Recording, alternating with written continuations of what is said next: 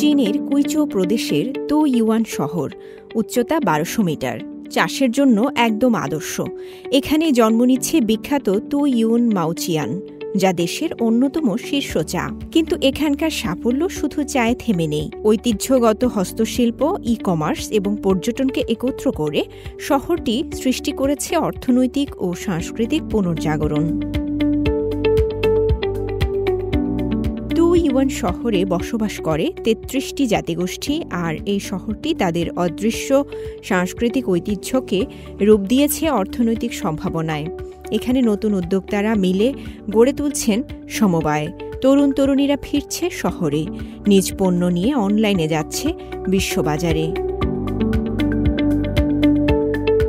তো ইউয়ান ঐতিহ্য শুধু প্রদর্শনের জন্য নয়, তা জীবিকা তৈরি করছে। শত বছরের পুরানো কারুশিল্প এখন পৌঁছে যাচ্ছে অনলাইন শপ থেকে আন্তর্জাতিক প্রদর্শনীতে। ঐতিহ্যের সঙ্গে প্রযুক্তির সংমিশ্রণে এই হস্তশিল্পের প্রসার বেড়ে চলেছে দিনকে দিন। এমনটাই বলছিলেন এই অদৃশ্য সাংস্কৃতিক ঐতিহ্য ধরে রাখা ওয়ে সিয়াং লং, যিনি পুই জাতিগোষ্ঠীর একজন নীল রং প্রস্তুতকারী ও তাঁতশিল্পী।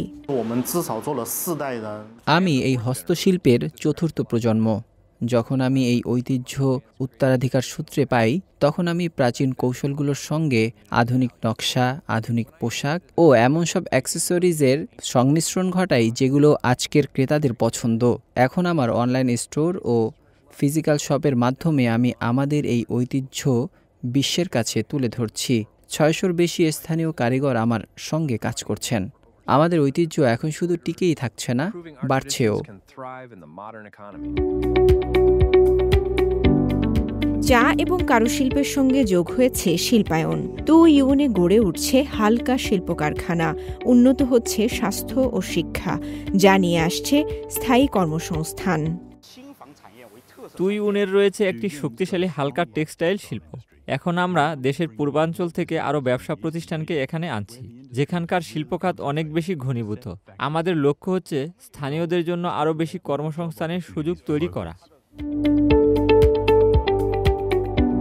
তো ইউনের এই পরিবর্তনে সবচেয়ে বেশি ভূমিকা রেখেছে এই শহরের তরুণরা। তারা আবার ফিরে আসছে তাদের পুরানো শহরে নিজেদের ব্যবসা শুরু করতে। কেউ কেউ পর্যটন ও চলচ্চিত্র নির্মাণে যুক্ত হচ্ছেন, কেউ কেউ ঐতিহাসিক এলাকায় ফটোগ্রাফি স্টুডিও খুলছেন, আবার অনেকেই ফিরে আসছেন চা সংস্কৃতি প্রচারের উদ্দেশ্যে। আগে ভাবতাম শুধু বড় শহরেই সুযোগ আছে, এখন বুঝি নিজের শহরেই সাফল্যের মঞ্চ আছে। আমরা শুধু ইতিহাস নয়, জীবন্ত সংস্কৃতি দেখাচ্ছি। সেটাই তুয়ুনকে অন্যদের থেকে আলাদা করে।